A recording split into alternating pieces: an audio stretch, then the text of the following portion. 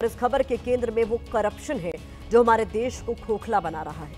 इस खबर के केंद्र में वो बड़े बड़े अधिकारी और कर्मचारी भी हैं जो काली कमाई के धन कुबेर बन बैठे हैं।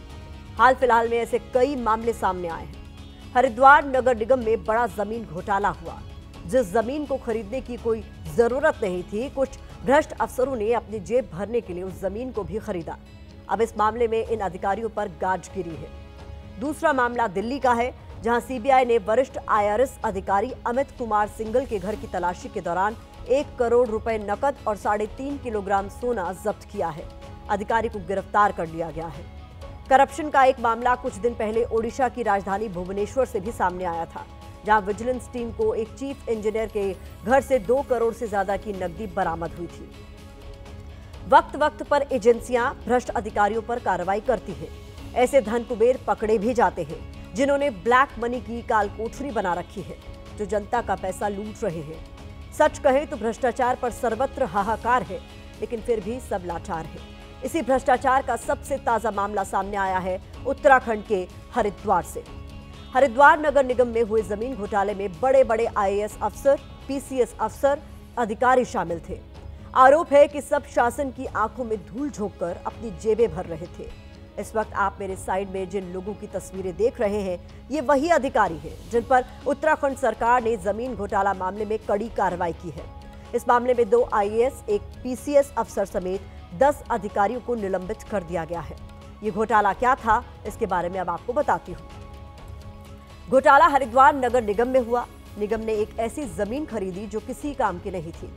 इसके लिए निगम ने 15 करोड़ की जमीन को 54 करोड़ में खरीदा, यानी जमीन को बहुत महंगे दामों पर खरीदा गया।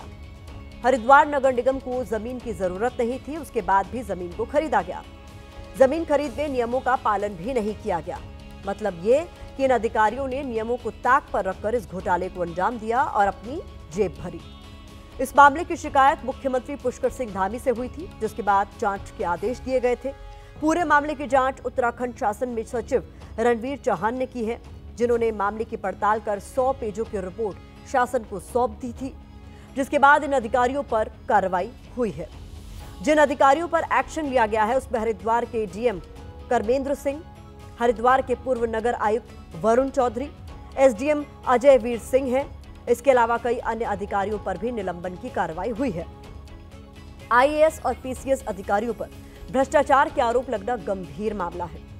जरूरत भ्रष्टाचार को खत्म करने की है, लेकिन इस गंभीर मुद्दे पर भी राजनीतिक दल श्रेय लूटने की होड़ में सबसे आगे दौड़ना चाहते हैं। उत्तराखंड के हरिद्वार में जिलाधिकारी, नगर आयुक्त और SDM तीनों को सस्पेंड कर दिया गया है। बताया जाता है कि हरिद्वार में नगर निगम के द्वारा एक जमीन खरीदी गई थी, जिसमें लगभग 54 करोड़ का घोटाला किया गया था। ये अधूरी कार्रवाई मैं इसको मानता हूँ। इसमें जो बड़े चेहरे हैं, जो बड़े नेता हैं या बड़े अधिकारी हैं जिनके दबाव में काम हो, उनके खिलाफ कार्रवाई होनी चाहिए। मंत्री भी इन्वॉल्व है, सरकार भी इन्वॉल्व है, उसका खुलासा होना चाहिए। पुष्कर सिंह धामी जी का संकल्प है कि 0 टॉलरेंस की सरकार उन्होंने देनी है। इस तरह के घोटालेबाजों को वाकई जेल की सलाखों के पीछे रहना चाहिए। भ्रष्टाचार की कोई जगह उत्तराखंड के अंदर नहीं है। आंदोलन करेंगे कि बड़े अधिकारियों का भी इसमें नाम।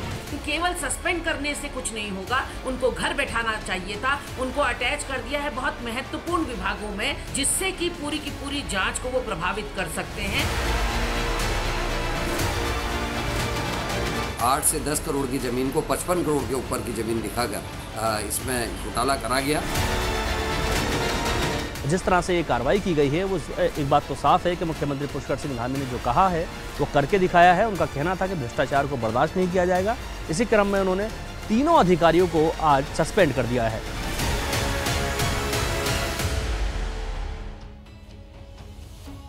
तो भ्रष्टाचार का ये कोई पहला केस नहीं है। देश में इससे पहले भी भ्रष्टाचार के धन कुबेर पकड़े जाते रहे हैं। हाल फिलहाल की ही 2 तस्वीरें अब आपको दिखाती हूँ। पहली तस्वीर जो आपके सामने है वो दिल्ली की है, जहां सीबीआई ने एक बड़ी कार्रवाई करते हुए 2007 के वरिष्ठ IRS अधिकारी अमित कुमार सिंघल के परिसरों पर छापा मारा। तलाशी के दौरान IRS अधिकारी के परिसर से 1 करोड़ रुपए नकद, 3.5 किलोग्राम सोना और 2 किलो चांदी जब्त की गई है। बताया जा रहा है कि IRS अधिकारी ने एक शिकायतकर्ता से 45 लाख रुपए की रिश्वत की मांग की थी। इस मामले में सीबीआई ने IRS अधिकारी समेत एक और शख्स हर्ष कोटक को अरेस्ट किया है। इससे पहले ऐसा ही एक मामला ओडिशा के भुवनेश्वर से सामने आया था, जहां ओडिशा के ग्रामीण विकास विभाग के चीफ इंजीनियर के घर से विजिलेंस की टीम ने बेशुमार दौलत बरामद की थी। इतना पैसा मिला था कि गिनती के लिए 7 से 8 कर्मचारियों की ड्यूटी लगानी पड़ी थी। कैश गिनने के लिए मशीन मंगानी पड़ी थी। चीफ इंजीनियर के घर में 2 करोड़ से ज्यादा कैश मिला था।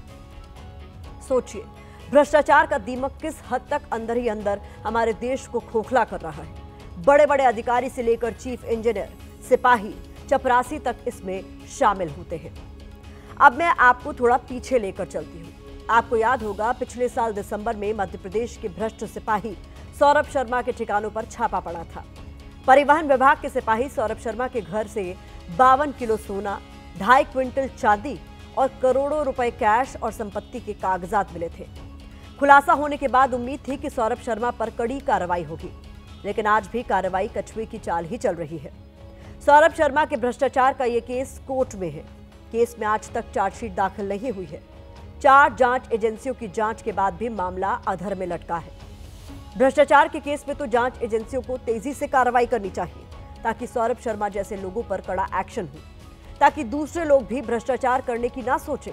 लेकिन यहाँ इसके उलट हो रहा है। इस केस में जांच का ये हाल है कि आज तक ये पता ही नहीं चला है कि जंगल से बरामद गाड़ी में 52 किलो सोना और करोड़ों रुपए का असली मालिक है कौन। क्या सौरभ शर्मा वाकई इस पूरे रैकेट का केंद्र बिंदु है या सिर्फ एक मोहरा? जिन डायरी और दस्तावेजों में बड़े नाम होने की बात कही गई थी, वो कहां है? क्या ये मामला कानूनी दांवपेच में उलझाकर कमजोर किया जा रहा है? क्या सौरभ को बचाने के लिए राजनीतिक दबाव बनाया जा रहा है? क्योंकि इस केस के तार ऊपर तक जुड़े होने की बात भी सामने आई थी। सौरभ शर्मा को लोकायुक्त के केस में जमानत मिल चुकी है, लेकिन अन्य एजेंसियों के केस में वो अभी भी जेल में है।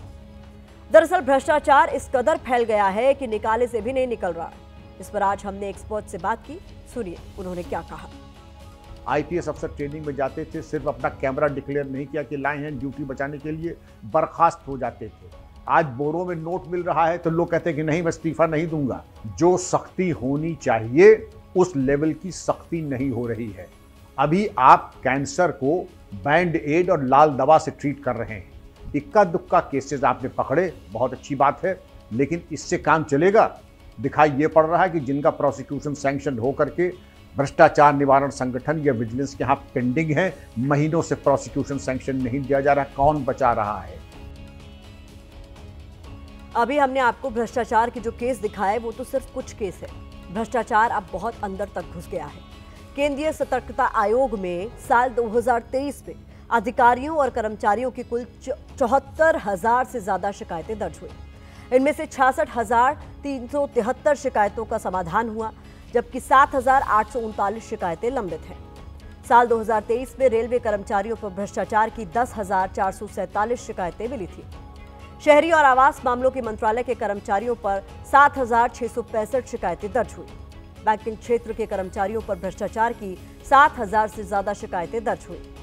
इस मामले पर आज हमने थोड़ी और रिसर्च की तो हमें भ्रष्टाचार के खिलाफ काम करने वाली अंतर्राष्ट्रीय संस्था ट्रांसपेरेंसी इंटरनेशनल की 2024 की रिपोर्ट भी मिली।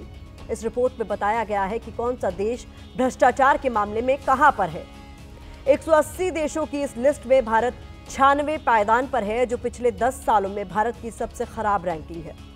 भारत के पड़ोसी देशों की बात करेंगे तो इस लिस्ट में पाकिस्तान 135वें नंबर पे है, श्रीलंका 121वें नंबर पर है, बांग्लादेश 149वें नंबर पर है, चीन 76वें नंबर पर है।